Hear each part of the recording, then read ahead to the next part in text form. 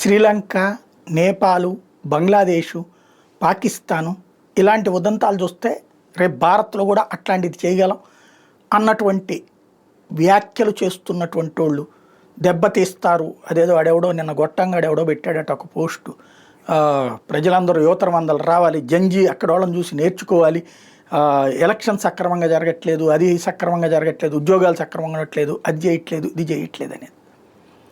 భారతదేశంలో ప్రజాస్వామ్యం ఉంది ఖచ్చితంగా.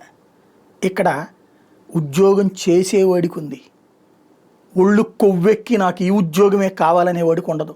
తాత ముత్తాతల నుంచి ఈ రోజు వరకు పనిచేయాలనుకునేవాడికి ఉంది. అదేమంటే ఏ షాపింగ్ మాల్లో పను లేకపోతే ఇంకొక పను, ఇదేంటి పనులు అని అంటే కనుక చెప్పుచ్చు కొట్టాల. అమెరికాకి వెళ్ళి నువ్వు పీకుతున్నది ఏందిరా? అమెరికాకి వెళ్ళి మరుగుదొడ్లు గడుగుతున్నప్పుడు లేదా? అమెరికాకి వెళ్ళి పెట్రోల్ బంకులో పనిచేస్తున్నప్పుడు లేదా? అక్కడేమో లక్షలు పోసి ఆ పని చేస్తావా? ఈడకు వచ్చేటప్పటికి అది తప్ప, ఉద్యోగాలు లేవా? కాళ్ళు ఎరగదన్నాలు అట్టండి ఎదవశకలు మాట్లాడేటటువంటి వాడిని. ఈ దేశంలో ఉపాధి అవకాశాలు బోలెడు ఉన్నాయి, ఉద్యోగాలు లేకపోవడం లేదు. ఉద్యోగం అంటే ప్రభుత్వ ఉద్యోగం లేకపోతే ఏసీ కూర్చోవడం కాదు, అన్నీ ఉద్యోగమే, అన్నీ ఉపాధి, తిండి పెట్టేది ఏదైనా ఉద్యోగమే. రెండవది ఎన్నికలు, నుంచో క్యూ లైన్లో నుంచో ఓటేయి, వేసి మాట్లాడు. ఓటేయడానికి కూడా ఒళ్ళు బద్దకం వేసి మాట్లాడితే కాళ్ళు ఎరగొట్టాలి. సరే అవి పక్కన పెడదాం. అన్నిటికంటే ముఖ్యమైనది గుర్తుపెట్టుకోండి, దేశంలో చైతన్యం వచ్చింది. ఎస్ కరెక్ట్, నేపాల్లోనో బంగ్లాదేశ్లోనో లేకపోతే శ్రీలంకలోనో జరిగినటువంటిది సోషల్ మీడియాను అడ్డు పెట్టుకుని ఉద్యమాలే. భారతదేశంలో కూడా అట్లాంటివి జరిగినాయి. సిఏఏ, ఎన్ఆర్సి, అట్లాగే ఆర్టికల్ 370కి వ్యతిరేకంగా ఉద్యమాలు, రైతుల చట్టాలకు వ్యతిరేకంగా ఉద్యమాలు. వీటన్నిట్లలో 100కి 5% మంది మాత్రమే మొగ్గు చూపారటు, 95% మంది నిశ్శబ్దంగా ఉన్నారు. కొట్టలేదు వాళ్ళని, వాళ్ళ చేత కొట్టించుకోలేదు.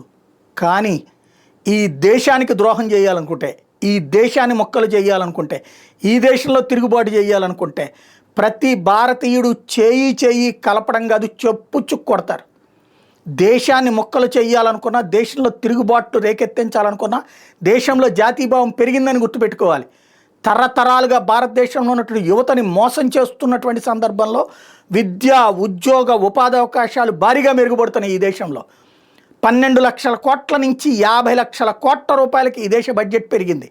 అట్లాగే ఈ రోజున ఎక్కడ పడితే అక్కడ పరిశ్రమలు వస్తున్నాయి. కొత్తగా ఇస్రో అంతరిక్ష రంగం దగ్గర నుంచి, ఆటోమొబైల్ రంగం దగ్గర నుంచి, అణుబాంబుల తయారీ రంగం దాకా ప్రతి దాంట్లో ఇండస్ట్రీస్ కుప్పలు తెప్పలు వస్తున్నాయి, పెట్టుబడులు కుప్పలు తెప్పలు వస్తున్నాయి.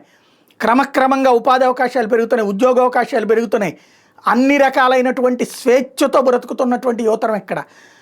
దాన్ని తప్పించడానికి మతాన్ని అడ్డుపెట్టుకున్న, కులాన్ని అడ్డుపెట్టుకున్న, వర్గాన్ని అడ్డం పెట్టుకున్న, వర్ణాన్ని అడ్డం పెట్టుకున్న, భాషను అడ్డం పెట్టుకుని, ప్రాంతాన్ని అడ్డం పెట్టుకుని చేసేటటువంటి శక్తులని చూస్తూ ఉన్నారు జనం.